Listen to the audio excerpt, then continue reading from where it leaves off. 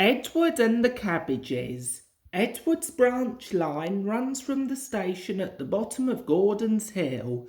It goes along the coast to a port where the twin tank engines, Bill and Ben, work.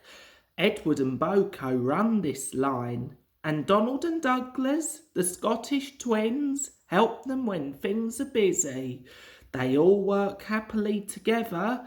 Their trains don't need to run fast, but it is not often that they keep the big engines waiting. Usually it is the big engines who are late. One morning, James was delayed at the big station and Edward had to wait for him. When at last he could start, he wanted to hurry to make up for lost time. "Steady, Edward," cautioned his driver. "I know we're late, but an accident will make us even later." Edward slowed, but as he approached the next station, his wheels jolted badly at some points. When Edward had stopped at the platform, the fireman checked him all over, but everything seemed to be in order. Edward set off again. He was beginning to gain speed when he began to feel funny. "My front's all wobbly," he complained. Scarcely had he said it than the fireman saw something bumping along the line beside them. "Jiminy Christmas, look at that!" he exclaimed. Quickly, the driver crossed the cab and both watched in horror as a round metal object rolled along beside them like a hoop. After a while, it hit a stone and bounced away into a field.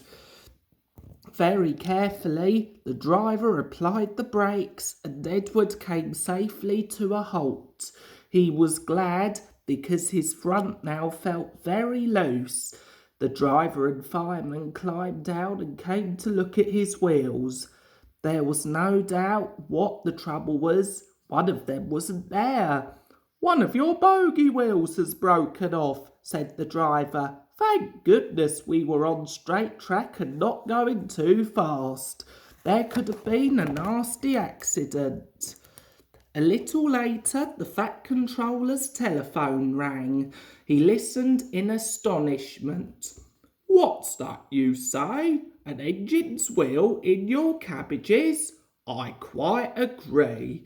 It must have been a great surprise. One of Edward's, you think? Is he all right? Thank you. I'll see to it at once." The Fat Controller put the telephone down and mopped his face with a red and white spotted handkerchief. "Bless my soul," he said to himself. "It's a good thing Edward didn't end up in the cabbages himself." Next day, Boko helped Edward to the works. Edward's wheel, broken off where the axle joined it, but otherwise undamaged, travelled in his tender. The Fat Controller came to see him. "You had a lucky escape, Edward," he said, "but there's no harm done. I just hope we can get you mended before the Golden Jubilee celebrations. Oh, and by the way, the farmer says that if your driver wants cabbages in future, there are much safer ways of cutting them."